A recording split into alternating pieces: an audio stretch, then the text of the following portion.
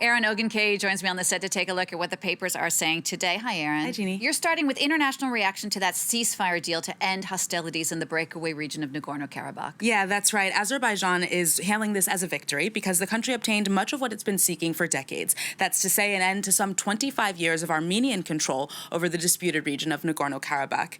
As the Financial Times reports, the news was welcomed jubilantly in the streets of Baku, so the Azerbaijani capital. The agreement is a major, not only political, but also military victory for Azerbaijan. That's because it will retain control over the zone's second largest city, Shusha, or Shushi, as Armenians call it, along with scores of other towns. Now, in addition to Azerbaijan hailing this as a victory, several major international powers have said the same for themselves.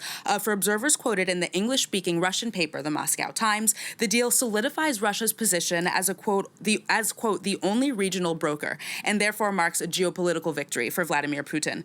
And of course, quickly after the ceasefire was announced, some 2,000 Russian peacekeepers were deployed to the zone to oversee the implementation of the agreement. And finally, for the pro-government Turkish paper, the Daily Sabah, the deal is a major victory for Turkey as well. The country will now have a direct access to all of Azerbaijan. The Daily Sabah, unsurprisingly, hailing this deal as the only way to maintain long-term stability in the region with Russian and Turkish control. I imagine there's less of a triumphant reaction in the Armenian papers. Yeah, that's right. It goes without saying that Armenians view this deal and Prime Minister Nikol Pashinyan's accepting it essentially as treason. Many are saying that it means that since Pashinyan seemingly gave up, it means that, at least in their eyes, that the thousands of Armenian soldiers that have perished for nothing. So it's no surprise then that hundreds of angry Armenians stormed the country's parliament building in Yerevan after the announcement was made, demanding that Pashinyan step down. Now, this, of course, Jeannie, is a major kind of turn of events for Nikol Pashinyan, who was recognized as a national hero in 2018 following the revolution there. Let's come back to France now, Erin. Today, we're commemorating Armistice Day, the end of World War I. And in France particularly, they're going to move the remains of a famous World War I-era writer into the Pantheon. Yes, that's right. That writer is Maurice Genevoix, best known for the book Those of the Year 14, which is a collection of 5 of his memoirs recounting the horrors of trench warfare during the First World War.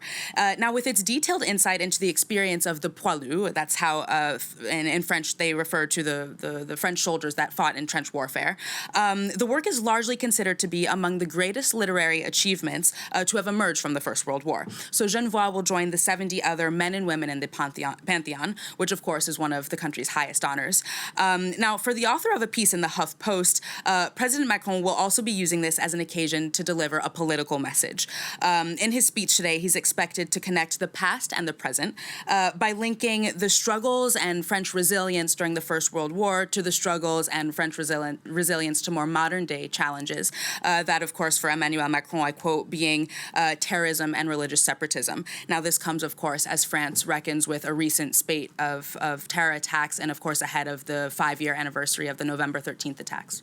Let's go now to the United States, where Donald Trump is still refusing to accept the results of the election over a week later. Yeah, Jeannie, that's right. Not only Donald Trump, but the vast majority of the Republican Party as well. And as an opinion piece in the Washington Post points out, this could have major consequences, if not life-threatening ones, to take from their title for the transition.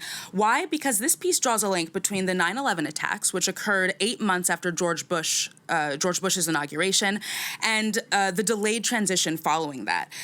Because of the legal battle related to the recount in the state of Florida that year, the Bush transition team did not have access to federal agencies or resources for 37 days, which is a long period of time. Now, the 9/11 Commission report found that the delayed transition actually prevented the Bush administration from being able to designate national security positions in a timely manner, which, of course, had consequences when the 9/11 attacks occurred. Now, the paper concludes that though President Trump, of course, does have the right to pursue these lawsuits and to pursue recounts, he says that Biden leads by convincing margins in 4 of the battleground states. His victory is pretty solid with all of the states that he's won. So he's saying Trump needs to, like the rest of the country, accept that Biden has won and now allow for a smooth transition.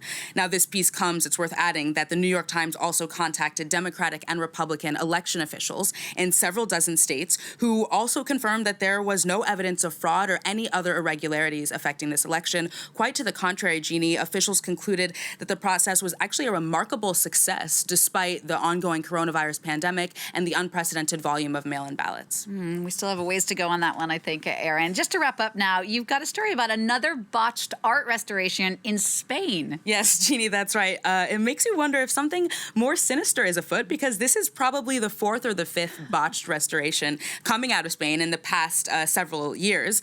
After the infamous Monkey Christ, which is what you will see on screen right now, this was a restoration of Ecce Homo that didn't go so well several years ago. Well, art restorers this time in the Spanish city of Palencia botched the restoration of a carving of a woman on an ornate 20th century building. You can see it there. Now, on the left is what it looked like originally, and on the right is the restoration. For The Guardian, it resembles anything from Donald Trump, a cartoon of Donald Trump, to the Sand People from Star Wars, or even something, I quote, from a cheese-induced nightmare, whatever you project on it, this piece says. Of course, this latest incident has sparked outrage among the community of professional restorers in Spain, the Spanish Professional Association tweeting that this is not a professional intervention, and they, of course, are calling for better training and funding to do a better job. And sometimes it's just better to leave well enough alone. Yeah. Erin, thank you so much for that. Erin Ogunkeye with the Press Review. That wraps it up for me this hour. Focus is up next, and Live from Paris continues at the top of the hour. Stay with us.